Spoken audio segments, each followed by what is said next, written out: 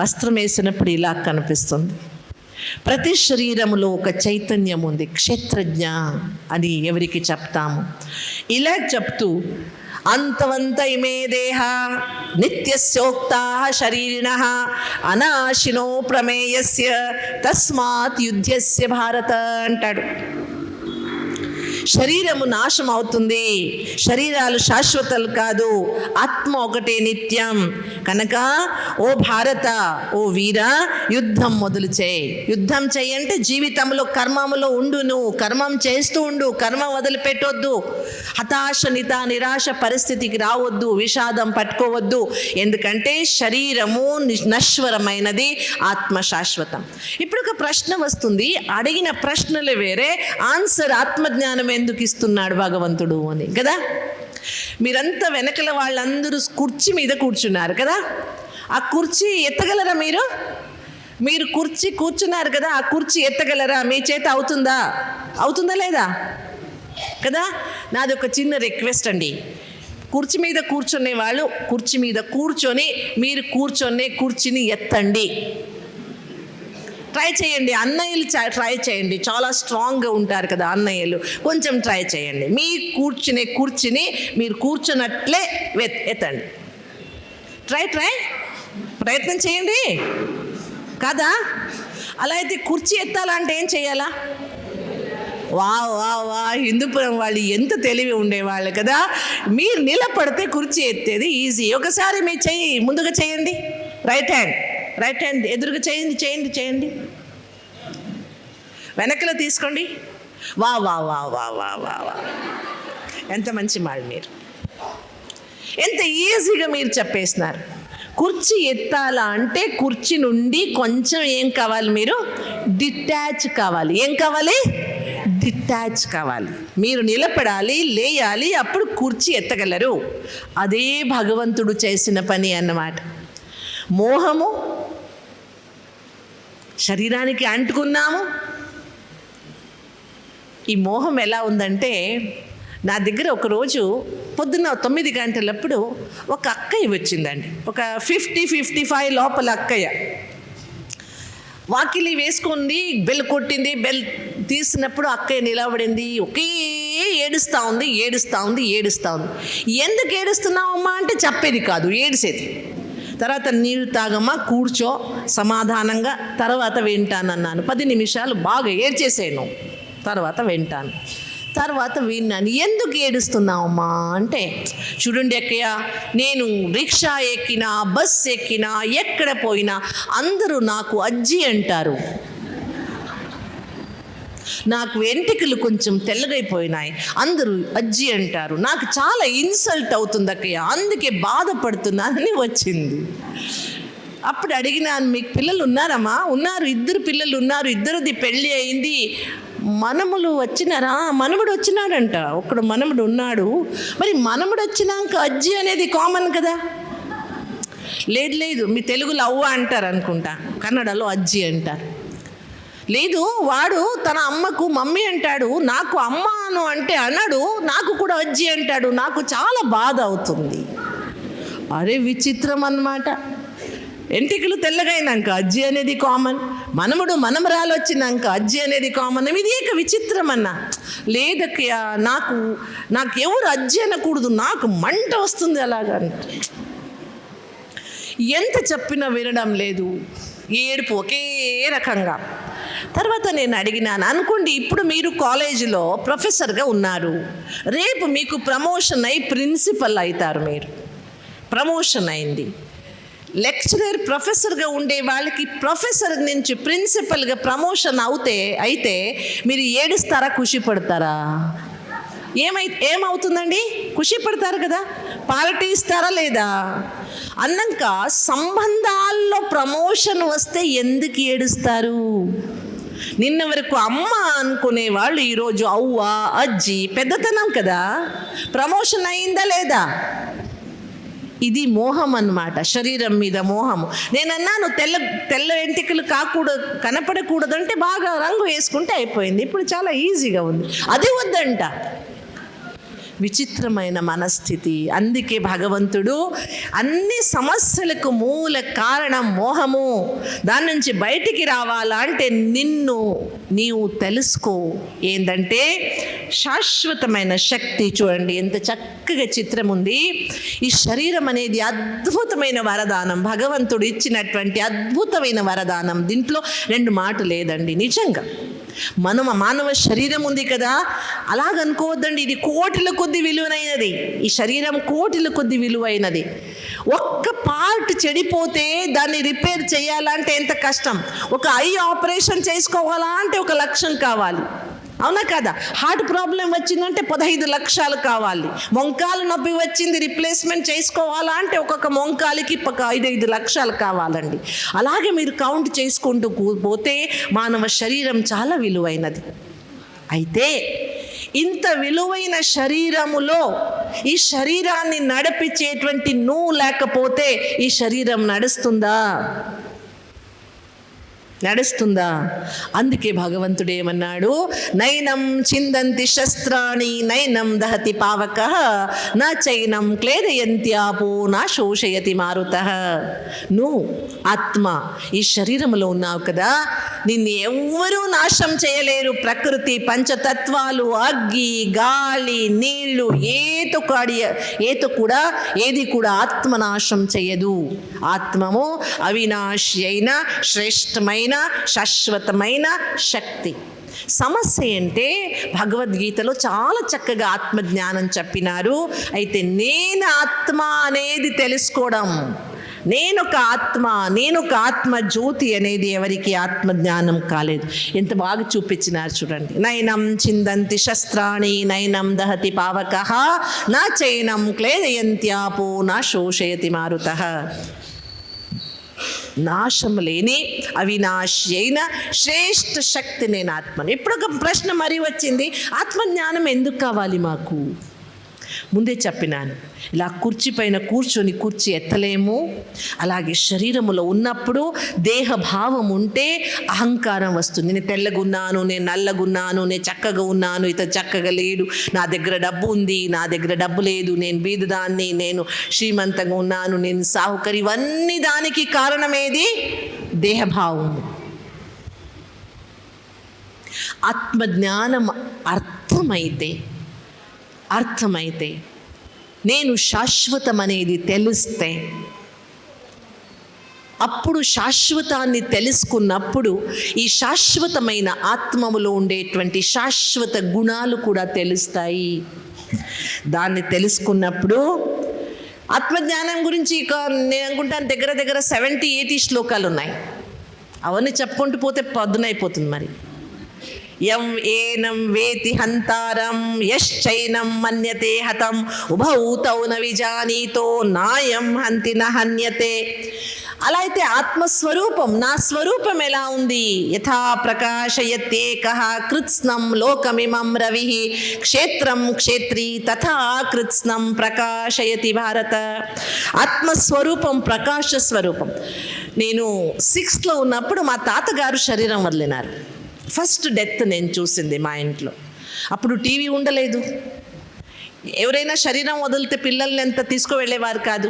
అందుకే ఎవరిది మృత్యు చూడలేదు నేను. ఫస్ట్ మృత్యు చూసింది ఎవరిది అంటే మా తాతగారిది. శనివారం సాయంత్రం చాలా బాగా మాట్లాడినారు, మాకు కథ కూడా చెప్పినారు చాలా బాగా మా తాతగారు. పొద్దున ఆదివారం లేపించినారు, లేండి మీ తాతగారు వెళ్ళిపోయినారు. బయటికి వచ్చి చూస్తే తాతగారు బాగా పడుకున్నారు. నేను అడిగినాను, ఎక్కడ వెళ్ళిపోయినారు? ఇక్కడే పడుకున్నారు కదా. లేదు వెళ్ళిపోయినారు. ఎక్కడికి వెళ్ళిపోయినారు?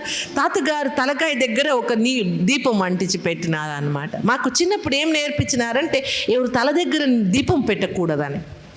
మరి నేను అప్పుడు మా అమ్మ అక్కడ కూర్చొని, అమ్మ అంటే నానమ్మ అక్కడ కూర్చొని ఏడుస్తూ ఉన్నింది. అమ్మ ఎందుకు ఏడుస్తున్నావు అంటే, మీ తాతగారు వెళ్ళిపోయినారు కదమ్మా అందుకే అరే ఇక్కడే ఉన్నారు కదమ్మా, ఇక్కడికి వెళ్ళిపోయినానన్నాను. ఇలాగంటే తాతగారు లేసేది కాదు. నేనేమనుకున్నారు, కొంచెం అస్తమ ఉన్నది, బాధ కలిగింది, అందుకే పడుకున్నారని నేను అనుకున్నాను. అమ్మని అడిగినాను, నానమ్మని, అమ్మ ఇందుకు దీపం ఎందుకు పెట్టినారమ్మా? అప్పుడు మా నాన్నమ్మ ఏమనిందంటే, మీ తాతగారు భగవంతుని దగ్గర వెళ్తున్నారు, రస్తలో చీకటి అవుతుంది కదా, అందుకే వెలుగు కోసం దీపం పెట్టించినాను. అప్పుడు నాకు నిజంగా నవ్వు వచ్చేసిందండి. ఆ దీపం ఇక్కడి నుంచి అక్కడి వరకు కనపడడం లేదు, మా తాతగారు ఎక్కడో వెళ్తున్నారు భగవంతుని దగ్గర, ఆ దీపం ఎలా కనిపిస్తుంది? ఆ ప్రశ్న అడిగితే నాకందరూ బాగా తిట్టినారు. కన్నడలో ఒక మాట అంటారు, ಹುಟ್ಟುಮೂರು ಸೋಮವಾರ ಆಗಿಲ್ಲ ಎಷ್ಟು ಮಾತಾಡ್ತೀಯಾ ಅಂತ. ఏం మాట్లాడతావు, నువ్వు ఇంత చిన్నగా ఉన్నావు అని బాగా అరిసేస్తున్నారు. ఎవరు జవాబు ఇవ్వలేదు. నా ప్రశ్న ఉండిపోయింది, ఎందుకు దీపం? మీరు చెప్పండి. ఎవరైనా చచ్చిపోయినప్పుడు, శరీరం వదిలినప్పుడు, మృత్యు వచ్చినప్పుడు దీపం ఎందుకు పెడతారు ఇంట్లో? 13 రోజులు కదా, ఆ దీపం ఆరిపోకూడదు, దాన్ని చూసుకోవడానికి ఒకరిని పెడతారనమాట, అది ఆరిపోకూడదని. ఎందుకు? మిమ్మల్ని మీ పిల్లలు ఎవరైనా అడిగితే ఏం ఆన్సర్ ఇస్తారు? మా సంప్రదాయం అండి, దాన్ని చలా చేయాలి. ఎందుకు సంప్రదాయం? ఎక్కడి నుంచి వచ్చింది సంప్రదాయాలు? మనమే చేసింది కదా. ఎందుకు వచ్చింది సంప్రదాయం? దాని వెనకల అర్థం ఏది? ఎవరైనా అడిగితే ఏం ఆన్సర్ ఇస్తారు మీరు? అందుకే ఇది జవాబు అన్నమాట. ఏంది? యథా ప్రకాశయత్యేక కృత్స్నం లోకమిమం రవి క్షేత్రం క్షేత్రీ తథా కృత్స్నం ప్రకాశయతి భారత. ప్రపంచానికి వెలుగు ఇవ్వడానికి సూర్యుడు ఉన్నట్టు ఈ శరీరానికి వెలుగు ఇచ్చేది ఆత్మ. ఆత్మస్వరూపం ఒక ప్రకాశ స్వరూపం, శరీరాన్ని వెలిగించేది, ప్రకాశంగా శరీరాన్ని వెలిగించేది ఆత్మ. ఆత్మస్వరూపం ఏది? ప్రకాశ స్వరూపం, జ్యోతి స్వరూపం. అలాంటి ఆత్మ ఈ శరీరాన్ని పెట్టిపోయినప్పుడు, ఆత్మ ఈ శరీరాన్ని వదిలిపెట్టిపోయిందని చూపించడానికి కోసం అక్కడ దీపం పెడదాము. అధ్యయనానుసారంగా 13 రోజులు శరీరం వదిలిన తర్వాత ఆత్మ అక్కడే చుట్టుపక్కన ఉంటుంది. అందుకే 13 రోజులు దీపం కాచి పెట్టుకుంటాము. అర్థమైందా? 13 రోజుల వరకు ఆత్మ అక్కడే ఉంటుంది, ఇంకా ఏ శరీరములు వెళ్ళిపోదు. అందువలన ప్రతి ఇంట్లో 13 రోజులు దీపం పెట్టాలనే ఒక సంప్రదాయం వచ్చిందన్నమాట. అందుకే నేనంటే ఒక ఆత్మస్వరూపం. నేను ఎవరు అని అడుగుతాం కదా, పెద్దగా ఎత్తుగా అది కనపడే వాళ్ళు నేను కాదు, ఇది శరీరం. ఈరోజు ఉంది, రేపు వెళ్ళిపోతుందండి. అయితే శాశ్వతమైన సత్యం ఏది? శాశ్వతమైన సత్యం ఏది? ఆత్మ. యతేంద్రియ మనోబుద్ధి ముని మోక్షపరాయణ విగతేచ్ఛా భయక్రోధో యః సదా ముక్త ఏవ సహ. జాతస్య హి ధ్రువో మృత్యు ధ్రువం జన్మ మృతస్య చ తస్మాద్ అపరిహార్యేర్థే నత్వం శోచితుమర్హసి. చిత్రం చూడండి, ఇంత చిన్నగా ఉంటుంది. చూస్తున్నారు కదా మీరు, తల్లి గర్భములో ఉన్నప్పుడు స్కానింగ్ చేసినప్పుడు ఇంత చిన్నగా కనిపిస్తుంది ముందు, ఒక చుక్క మాదిరిగా. 5 నెలలు వచ్చినప్పుడు కొంచెం పెద్దగా, 9 నెలలు వచ్చినప్పుడు ఇంతగా ఉంటుంది. బయటికి వచ్చిన తర్వాత పెద్దగా పెద్దగా పెద్దగా పెద్దగా అవుతూ ఒక రోజు పడిపోతుంది. అవునా కాదా? నాకు తెలుగు నేర్చుకోవాలని నాకు ఇష్టం వచ్చింది ఎలా తెలుసా? నేను గుంటకల్లో ఉన్నా. గుంటకల్లో మా ఆశ్రమం ఒక వీధిలో ఉన్నింది. వెనకల వీధిలో ఒక సినిమా థియేటర్, ఎదురు వీధిలో ఒక సినిమా థియేటర్ అన్నమాట. అప్పుడు సినిమా థియేటర్లో ఏసీ ఉండేది కాదు. రాత్రి అయితే అంత సినిమా థియేటర్ వాకిలి తీసి పెట్టేవాళ్ళు అన్నమాట. అక్కడ ఏ సినిమా ఉన్నా మాకు వినిపించేది చాలా బాగా, 2 దగ్గర నుంచి. అదేదో ఒక సినిమా వచ్చింది, నాకు ఆ సినిమా పేరు గుర్తులేదు. అయితే పాట మాత్రం చాలా బాగా గుర్తుంది. ఆగదు ఆగదు ఈ నిమిషములి కోసం, ఆగితే సాగదు ఈ లోకం అని పేరు. మీకు తెలిసి ఉంటుంది అది ఏ ఫిలము, ఎవరు చెప్పింది. అయితే ఆ పాట మాత్రం నాకు చాలా నచ్చిందండి. ఆగదు ఆగదు ఏ నిమిషము నీ కోసం, ఆగితే సాగదు ఈ లోకం. నెక్స్ట్ కూడా చాలా మంచి లిరిక్స్ ఉన్నాయి. మరణము ఖచ్చితమని, ప్రతి వారికి తప్పదని అని ఇలా పోతుందన్నమాట పాట. నాకు అర్థం అయ్యేది కాదు, చాలా బాగా నచ్చింది. క్లాస్కి వచ్చే వాళ్ళని అడిగేదాన్ని, ఇది అర్థం ఏది? మరి ఇంకొకసారి అనంతపురం వెళ్ళినాను, బస్ ఎక్కినాను. ఆ కండక్టర్ ఏమంటాడు, బండి ఆగదండి, ఇక్కడ ఆగదండి. అరే ఆగదు, మరి ఆగదు. కన్నడలో ఆగదు అంటే కాదని అర్థం. ఆగదు అంటే కన్నడలో కాదు అని అర్థం. వీడు ఏమంటున్నాడు, బండి ఆగదు ఆగదు, అక్కడ కూడా ఆగదని విన్నాను, ఇక్కడ కూడా ఆగదని విన్నాను. మరి సెంటర్కి వచ్చి నేను అడిగినాను, చెప్పండి ఆగదంటే ఏమి అని. అప్పుడు తెలిసింది, ఆగదు అంటే నిలబడదు, ఏ నిమిషము మీకోసమో వెయిట్ చెయ్యదు. శరీరము కూడా దానికి ఒక ఫిక్స్ టైం ఉంది. ఆ రోజు శరీరం వదిలి వెళ్ళాల్సిందే. మీరు ఎంత మంచి డాక్టర్ పెట్టుకున్నా, రోజు బాదామి పిస్తా తిన్నా, ఏమి చేసినా, ఏ రోజు వెళ్ళాలో ఆ రోజు వెళ్ళాల్సిందే. ఒక్క రోజు ఒక్క నిమిషం కూడా ఎక్కువ తక్కువ కాదు. మీకు తెలుసా లేదా? అందరికీ తెలుసుందా? రేపు పొద్దున లేస్తామో లేదో అనేది ఎవరికి ఖచ్చితం లేదు. అయినా తోడు పెట్టి ఉంటాము పెరుగు తినాలా అని. ఆ పెరుగు తినడానికి నేను లేస్తాననేది ఏది? అయినా చూడండి, అందుకే జీవితం అనేది చాలా విచిత్రం. రేపు ఉంది అనే ఒక విశ్వాసముతో తోడు పెడుతున్నాం. ఆ రేపు నేను ఉంటాననేది విశ్వాసం లేదు. అందుకే జీవితం అనేది శాశ్వతం, శరీరం అనేది శాశ్వతం కాదు. నేను శాశ్వతం.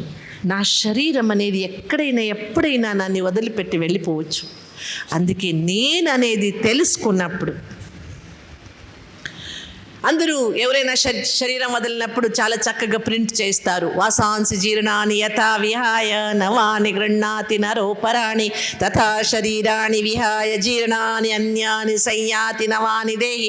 శరీరం అనేది వస్త్రమాదిరిగా కదా, ఇలా గుడ్డలు కట్టుకున్నాము, చినిగిపోయింది, గలీజ్ అయింది, తీసేస్తాము, వేరేది కట్టుకుంటాము. ఏడుస్తామా? లేదు. అలాగే శరీరం కూడా గుడ్డ మాదిరిగా, వస్త్ర మాదిరిగా ఒకరోజు వెళ్ళిపోతాము దీన్ని వదిలి. ఇవంతా మాకు తెలుసా లేదా? అయితే దాన్ని జీవితంలో తెచ్చుకోలేదు.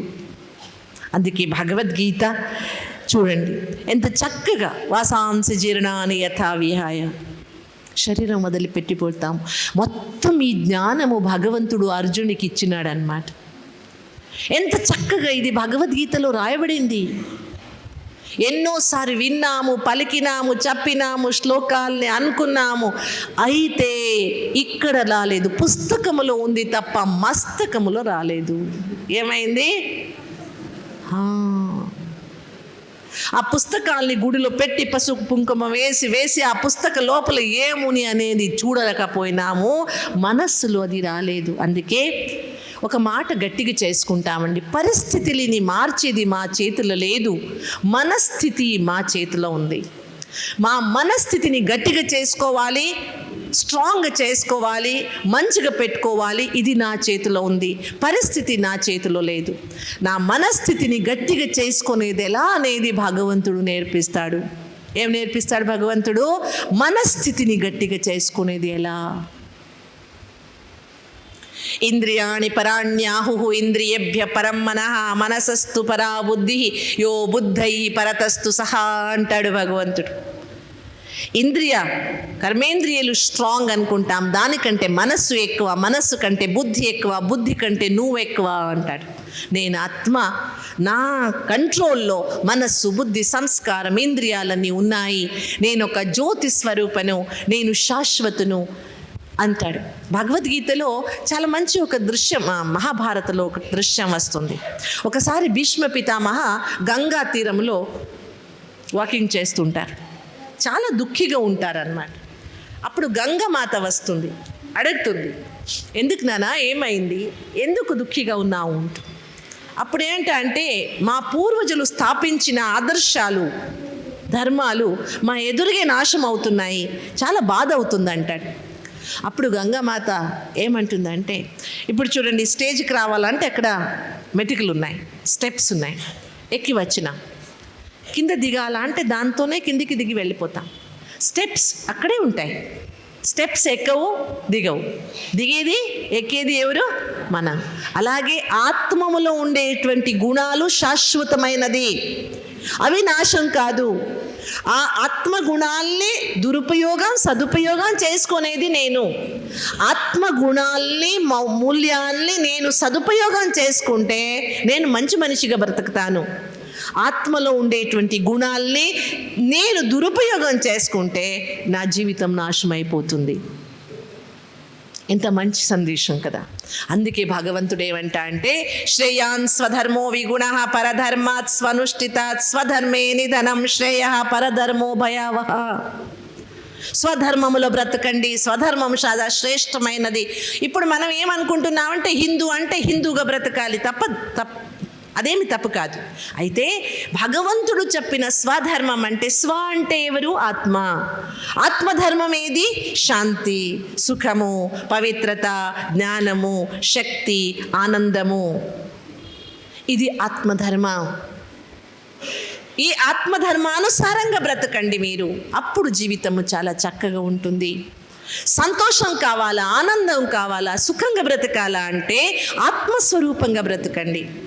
కరోనా టైంలో నా దగ్గర ఒక వాట్సాప్ వచ్చిందండి, వాట్సాప్ మెసేజ్. మీకు వచ్చి ఉండొచ్చు, ఎందుకంటే వాట్సాప్ సర్వవ్యాపి అన్నమాట. ఇప్పుడు మెసేజ్ ఏంటంటే, ఒక వృద్ధుడు పొద్దున సలూన్కు వెళ్తారు. సలూన్ అంటే తెలుసు కదా. అతని తల మీద 8 ఎంటికలు ఉన్నాయి. ఎన్ని ఎంటికలు? ఆ సలూన్ వాడు దాన్ని చూస్తాడు, కోపం వస్తుంది. పొద్దున ఎలాంటి గ్రాహకుడు వచ్చేసినాడని. తాత ఏం చేయాలి, దీన్ని కౌంట్ చేయాలన్నా కట్ చేయాలన్నా అంటాడు. ఉండే ఎంటికల్ని కౌంట్ లెక్కం చేయాలనా లేదా కత్తిరించాలనా అని. ఆ వృద్ధుడు ఏమంటాడు తెలుసా? నానా 8 ఉన్నాయని నాకు తెలుసు, అందుకే నువ్వు కట్ చేసేది వద్దు, కౌంట్ చేసేది వద్దు, ఉండే ఎంటికలకు రంగు పెట్టంటాడు. ఏమంటాడు? ఉండింది ఎంత, దానికి ఏం చేయాలంట? కలరింగ్ చేయాలంట. దాని మెసేజ్ ఏమున్నది తెలుసా? Enjoy the life as it is. Enjoy the life, ఎలాగుందో జీవితము అందులోనే సంతోషం పొందండి. ఉండే జీవితంలో సంతోషం పొందాలా అంటే వేరే వాళ్ళని చూసేది వదిలిపెట్టి నన్ను నేను చూసుకున్నప్పుడు సంతోషం దొరుకుతుంది. అసంతోషం ఎప్పుడు అవుతుందంటే వేరే వాళ్ళని చూస్తాం, కంపారిజన్ చేసుకుంటాం. ఆయన అక్కయ్య దగ్గర అది ఉంది, నా దగ్గర ఇది లేదు అనుకుంటాం. లేదంటే అందరికీ కావలసినంత ఉందండి. సమస్య ఏంటంటే కంపారిజన్, పోలిక చేసుకుంటాం కదా, అప్పుడు దుఃఖం స్టార్ట్ అయింది. అందుకే భగవద్గీత మొదట సత్యం, see yourself, be yourself. నిన్ను నువ్వు చూసుకో, నువ్వు నీ స్వరూపంలో ఉండు, వేరే వాళ్ళ స్వరూపం ఉండు. పొద్దున్న నుంచి ఇంతవరకు, ఉదయం నుంచి ఇంతవరకు అనుకోండి, మీరు ఎన్నిసారి క్రోధ స్వరూపమైనారు, ఎంతసారి అహంకార స్వరూపమైనారు, ఎంతసారి పరచింతన చేసినారు. కొన్ని నిమిషాలైనా నేను ఒక శాంత స్వరూపమైన మనిషి అని అనుకున్నారా? నా లోపల ఏముంది అనేది చూసుకున్నామా? అడిగితే అక్కయ్య మీరు చెప్పేదంట చాలా మంచిగా ఉందండి, ఏం చేయాలా? మా దగ్గర చచ్చిపోవాలా అనుకున్నా పురుసత్తే లేదు మాకు. ఏం లేదు, వద్దు జీవితం అనిపిస్తుంది, చచ్చిపోదాం అనుకుంటాము, అయినా ఏం లేదు, టైం లేదు కదా. అందుకే భగవద్గీత ఏమంటుందంటే, మృత్యు ఎప్పుడు మమ్మల్ని అడుక్కొని రాదండి, వస్తుందా? ఇప్పుడు చూడండి, మైక్లో మాట్లాడుతున్నాను నేను. ఈ మైక్ తీసుకున్నప్పుడు దీనికి ఒక వారంటీ అని ఉంటుంది, 1 year 2 year మ్యానుఫ్యాక్చరింగ్ వారంటీ. మీరు కూర్చునే కుర్చీ కూడా ఉంటుందండి, చైర్ కూడా ఉంటుంది. అన్ని దానికి వారంటీస్ ఉన్నాయి. మానవ శరీరానికి ఏదైనా వారంటీ ఉందా? ఉందా? ఇన్ని సంవత్సరాలు బ్రతుకుతాననేది ఏదైనా గ్యారంటీ ఉందా? చెప్పండి, ఎవరికైనా ఏదైనా గ్యారంటీ ఉందా? లేదు. ఎప్పుడు ఒక నిమిషం కూడా గ్యారంటీ లేదు. ఎందుకు అహంకారం? ఎవరి కోసం అహంకారం? అర్థం లేని అహంకారం. కారణం ఏంటంటే నేనెవరనేది తెలుసుకోలేదు. అందుకే భగవంతుడు మొదట కౌన్సిలింగ్ ఏది భగవద్గీతలో భగవంతుడు చెప్పింది, ఫస్ట్ నిన్ను నువ్వు చూసుకో. Know thy self, that is education, and be thy self, that is meditation. నువ్వు నిన్ను తెలుసుకో, అది జ్ఞానము, అది శిక్షణం అన్నమాట. అంత ప్రపంచాన్ని తెలుసుకున్నాము, నేనెవరనేది అర్థం చేసుకోలేకపోతున్నా. నిజంగా చెప్పండి, మీకెవరికి తెలుసు నాకేం కావాలి అనేది? ఎవరికి తెలుసు చెప్పండి? ఇది వద్దు, ఇది వద్దు, ఇది వద్దు అంటారు. ఏది కావాలని ఎప్పుడైనా ఆలోచన చేసినారా? మీకేం కావాలి? వాళ్ళకి నచ్చింది, అందుకే నాకు నచ్చింది. వాళ్ళ ఇష్టపడతారు, అందుకే నాకు ఇష్టం. నాకేమి ఇష్టం? చూడడానికి టైం లేదు మా దగ్గర. అందుకే Bhagavad Gita counselling, first step of counselling ఏది?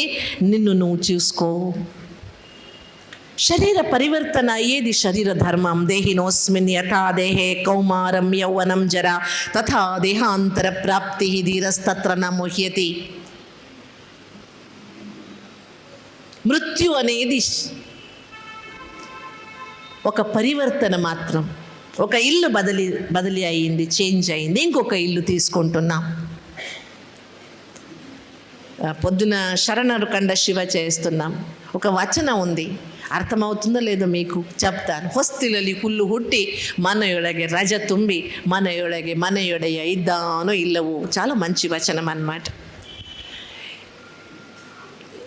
మీ ఇంట్లో కసము, ఎవరింట్లో కసలు ఉంటాయి చెప్పండి? ఇంట్లో యజమానుడు లేకపోతే ఇల్లంతా గలీజ్ అయిపోతుంది కదా.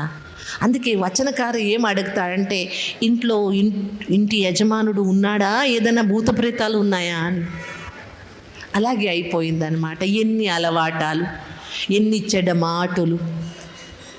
అందుకోసం శరీరం అనేది శాశ్వతంగా ఉండేది కాదు అనేది తెలుసుకొని, ప్రతి శరీరములో ఒక శ్రేష్టమైన శాశ్వతమైన శక్తి ఉంది. దానికి నేను అంటాము. భగవద్గీతలో నేను అన్నాను కదా, దగ్గర 70-80 శ్లోకాలు ఉన్నాయి. దేని గురించి? ఆత్మజ్ఞానం గురించి. నేను ఒక చైతన్య శక్తి అయిన ఆత్మను. నేను మీకు ఒక సీక్రెట్ చెప్తాను. రోజు 5 నిమిషాలు నేను ఒక చైతన్య శక్తి ఆత్మ అని తెలుసుకొని మీరు 5 నిమిషాలు ధ్యానం చేసినా మీది 75% టెన్షన్ తగ్గిపోతుంది. 100% గ్యారంటీ. మా సంస్కృతిలో దీపం వెలిగించి భగవంతునికి మొక్కుంటాం కదా. దీపం లేదే అంటే వెలిగిస్తాము ఒకటి, దీపం వెలిగించి. ఎందుకండి? భగవంతుని దగ్గర చీకటి ఉంటుందా? అంధకారం ఎవరికి? నాకా అతనికా? అంధకారం ఎక్కడ ఉందండి? భగవంతుని దగ్గర ఉందా, నా దగ్గర ఉందా? వెలుగు కావలసింది ఎవరికి? నాకు కదా. బయట వెలుగు కొంతసేపు ఉంటుంది, నూనె ఆరిపోతే వెళ్ళిపోతుందండి. అయితే నేను ఒక ప్రకాశం అనేది అర్థమైనప్పుడు జీవితంలో మనస్సులో ఉండే అంధకారం వెళ్ళిపోతుంది. అందుకే ఏ జ్యోతిని అంటించుకోవాలి? ముందు ఏ జ్యోతిని అంటించుకోవాలి? నేను ఒక ఆత్మను అనే ఒక సత్యమైన జ్యోతిని, శాశ్వతమైన జ్ఞానాన్ని నేను అంటించుకోవాలి, వెలిగించుకోవాలి, ఆత్మస్మృతిని పొందాలి. ఆత్మస్మృతి పొందినప్పుడే శాశ్వతమైన సుఖాన్ని పొందడానికి సాధ్యమవుతుంది. అర్థమంటే అంత ఇల్లు వాకిలంతా వదిలిపెట్టి వెళ్ళాలని కాదు. అయితే నిజంగా నేను చెప్తాను మీకు, రేపు దీని గురించి ఇంకా ఎక్కువ మనం తెలుసుకుంటాము. భగవద్గీతలో చెప్పబడిన రాజయోగము ఏముంది? బనారస్ హిందూ యూనివర్సిటీలో చక్కగా ఒక ఇన్వెన్షన్ జరిగిందనమాట దీపధ్యానం గురించి. పతంజలి యోగ సూత్రములో దీపధ్యానానికి త్రాటక అంటారు, తెలుసా? త్రాటక, జ్యోతి త్రాటక అని చేస్తారు. అదొక ఐ ఎక్సర్సైజ్ అన్నమాట. అది నిజంగా ఆధ్యాత్మికంగా మీరు చూస్తే మొత్తం కేవలం అది ఒక ఐ ఎక్సర్సైజ్ కాదండి, అదొక మంచి మనస్సుకి కావలసిన ఎక్సర్సైజ్. మీ ఎదురుగా మీ ఇంట్లో భగవంతుని ఎదురుగా దీపం పెడతారు కదా, ఆ దీపం చూస్తూ కూర్చోండి. మీరు ఒక 5 నిమిషాలు కూర్చోండి. మనస్సులో ఎంత శాంతి కలుగుతుంది, మనస్సు ఏకాగ్రత అవుతుంది, క్రోధము తగ్గిపోతుంది. నిజంగా క్రోధము. నా దగ్గర ముందు సంవత్సరం ఒక అబ్బాయి వచ్చినాడు, క్రిస్టియన్ అబ్బాయి, 8 years old. స్కూల్ నుంచి పంపించినారు. వానికి ఎంత కోపం వచ్చేదంటే ఇంట్లో 2 టీవీలు పగలగొట్టినాడంట, 3 మొబైళ్ళు, ఇంట్లో ఫ్రిడ్జ్ వాకిలి తీసి పారేస్తున్నాడంట, చిన్న పిల్లోడు. అది కాక స్కూల్లో టీచర్ ముక్కు పగలగొట్టినాడంట. పేపర్ వెయిట్ ఉంటుంది కదా, దాంతో కొట్టినాడంట టీచర్కి. అంత కోపం పిల్లోడికి. స్కూల్ నుంచి తీసేయాలి అనుకున్నారు. అప్పుడు ఎవరో చెప్పినారంటే ఒకసారి ఓం శాంతికి పంపియండి అంటే పంపించినాడు. అంత చిన్న అబ్బాయికి మీరు ఏం ఆధ్యాత్మం నేర్పిస్తారండి చెప్పండి?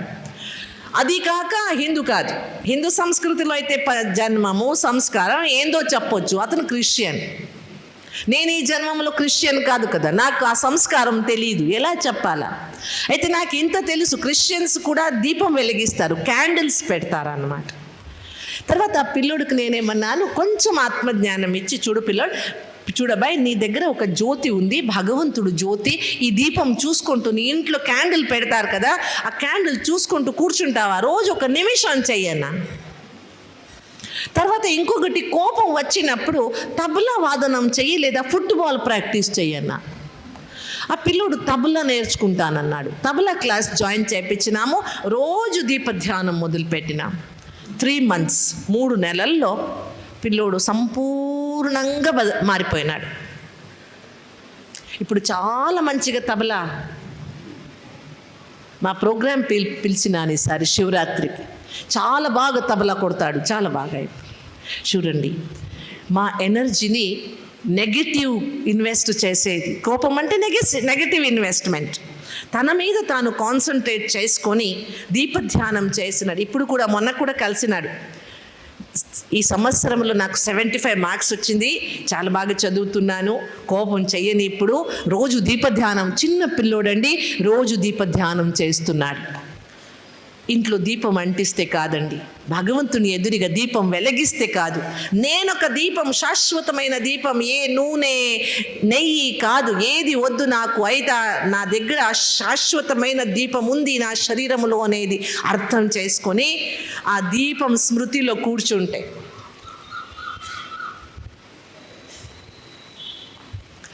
ఆ దీపం స్మృతిలో కూర్చొని ఆత్మజ్ఞానం, ఆత్మధ్యానం చేసుకుంటే మా మనస్సులో ఉండేటువంటి టెన్షన్ 75% తగ్గిపోతుంది. తగ్గాలనా వద్దా? టెన్షన్ తక్కువ చేసుకోవాలనుకుంటారా వద్దా? సంతోషంగా ఉండాలనా వద్దా? క్రోధం చేయాలనా? అశాంతంగా ఉండాలనా? వద్దు కదా. అందుకే ఇప్పుడు కూడా కొన్ని నిమిషాలు ఆత్మజ్ఞానం, ఆత్మచింతన చేస్తాం. ఎన్ని గంటలు విన్నా అనుభవం అనేది శాశ్వతం అన్నమాట. వినింది మరచిపోవచ్చు, అనుభవం చేసింది శాశ్వతంగా ఉంటుంది. అందుకే మొదట కౌన్సిలింగ్ భగవంతుడు భగవద్గీతలో చేసింది, చెప్పింది, నువ్వు శరీరం కాదు, నువ్వు ఒక ఆత్మ, నువ్వు శాశ్వతమైన జ్యోతి, ప్రకాశ స్వరూపుడు. ఇలా శరీరం చూడండి, ఇక్కడ మీరు పోతూ ఉంటే ఇక్కడ అగరబత్తి పెడితే అగరబత్తి సుగంధం ఎలాగ వస్తుందో గాలి వచ్చినప్పుడు, అలాగే నేను శరీరం వదిలిపెట్టి పోయేటప్పుడు నేను చేసిన కర్మ ఫలం తీసుకువెళ్తాను. ఏం తీసుకువెళ్తాను? చాలామంది ఏంటారంటే, మనం కర్మయోగం చేస్తామండి, కూర్చుని యోగం చేసేది మా చేత కాదని. నిజంగా కర్మయోగం చేస్తామా? కర్మం చేసేటప్పుడు కర్మం గుర్తుకుంటుందా? కర్మమా? 2 శబ్దాలు ఆడతాం కదా, నా కర్మం అంటాం. అది కాదు, నేను చేసే కర్మము పరమాత్ముడు ఇచ్చినటువంటి ఆశీర్వాదం అని అనుకొని చేస్తే కర్మయోగం అవుతుందన్నమాట. అందుకే ఫస్ట్ కౌన్సిలింగ్ ఏది? ప్రతి ఒక్క శరీరంలో ఒక చేతన ఉంది, జ్యోతి ఉంది. ఆ జ్యోతికి ఏ జాతి భేదము లేదు. ఆ జ్యోతి శాశ్వతమైనది. నా శరీరము ఒకరోజు వెళ్ళిపోతుంది, దీన్ని అగ్గికి పెడతారు. అయితే నేను ఎప్పుడూ, నాకు మృత్యు అనేది లేదు. నేను శాశ్వతమైన శక్తి, నా లోపల శాంతి ఉంది, నా లోపల సమాధానం ఉంది, నా లోపల ఆనందం ఉంది. అన్ని గుణాలు నా లోపలనే ఉన్నాయి. దాన్ని అనుభవం చేయాలి. అది గీతావర్ణిత యోగం అన్నమాట. మీకు రేపు అందరూ వస్తారు కదా, ఒక ప్రశ్న ఇస్తున్నా, చింతన చేసుకొని వస్తారా? మందిరంలో, గుడిలో, దేవస్థానంలో లోపల వెళ్ళాలంటే చెప్పులు వేసుకోపోకూడదు కదా. ఎందుకు? చర్మం చెప్పులైతే సరేలే, చర్మం చెప్పులు కాదన్నా, హవాయి చెప్పలన్నా, ప్లాస్టిక్ చెప్పలన్నా, ఏ చెప్పలు కూడా లోపల తీసుకుపోకూడదు. దాని యొక్క ఆధ్యాత్మిక కారణం ఏంది? ఇంకొక ప్రశ్న, గుడిలో లోపల వెళ్ళినాక గంట కొడదాం కదా, ఎందుకు? ఏం పరమాత్ముడు పడుకుంటాడా? వాడిని లేపిస్తారా? ఎందుకండి? దాన్ని అర్థం ఏది? చింతన చేసుకురండి. రేపు దాని గురించి చింతన చేస్తాం. అందరికీ ఓకేనా? ఇప్పుడు నేరంగా కూర్చోండి. 2 నిమిషాలు నాకు చెప్పడానికి శక్తి ఇచ్చిన, మీకు వినడానికి శక్తి ఇచ్చిన సర్వశక్తివంతుడైన గీతా జ్ఞానదాతుడైన ఆ పరమాత్ముడు, అతనికి ధన్యవాదాలని సమర్పణ చేస్తాం. ఈరోజు విన్న జ్ఞానాన్ని ఒకసారి రిఫ్రెష్ చేసుకుంటాం, అనుభవం చేస్తాం. నేరంగా కూర్చోండి. 3 సారి ఓంకారాలని చెప్తామా? ఓ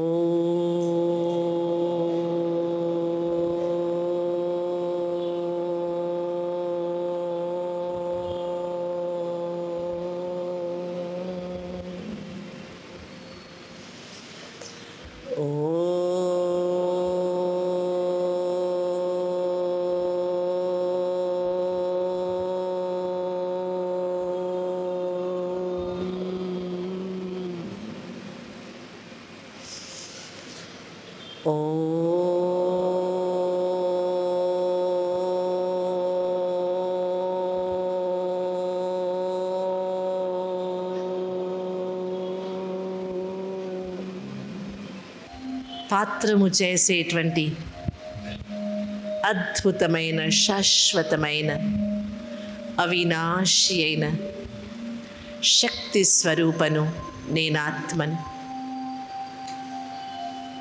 ఎంత చక్కగా తెలుసుకున్నాను నేను ఈరోజు గీతా జ్ఞానం.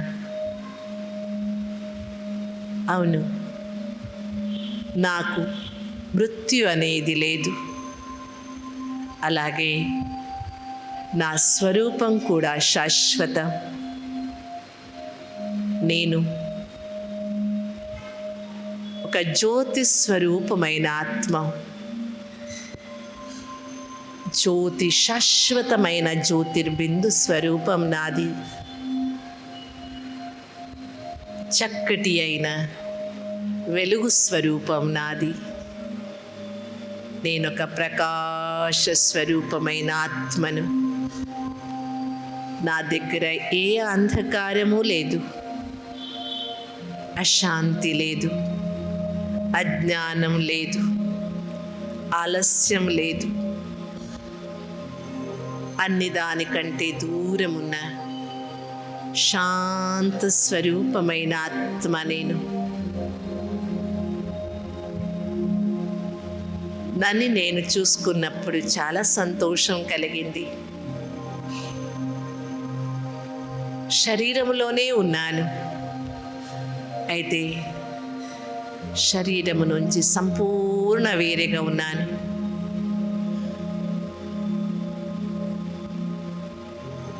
చాలా తేలికగా అనుభవం అవుతా ఉంది. నా స్వరూపం చాలా శ్రేష్టమైనది. నా లోపల అన్ని శాశ్వతమైన గుణాలు ఉన్నాయి. శాంతి కూడా నా లోపల ఉంది. నేను ఒక శాంత స్వరూపమైన ఆత్మని. ఆనందం కూడా నా లోపల ఉంది. నా స్వరూపమే ఆనంద స్వరూపం. నేను శుద్ధమైన, పవిత్రమైన ఆత్మ.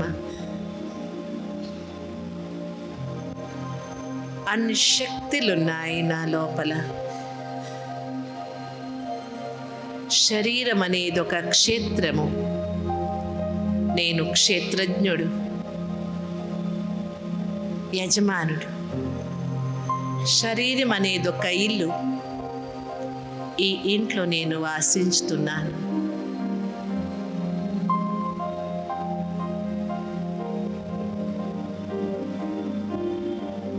పరమాత్ముడు ఇచ్చినటువంటి జ్ఞాన వెలుగు, జ్ఞాన ప్రకాశం నా మనస్సులో ఉండే ఎన్నో సమస్యలకు సమాధానం కలిగించింది.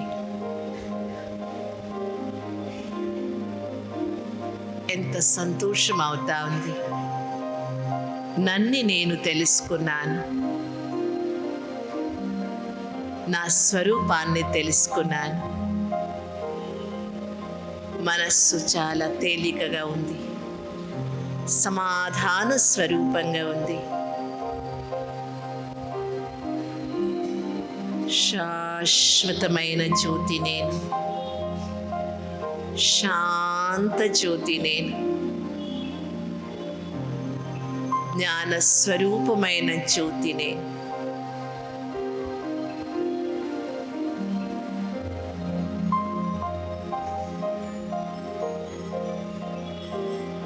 ఓం శాంతి శాంతి శాంతి.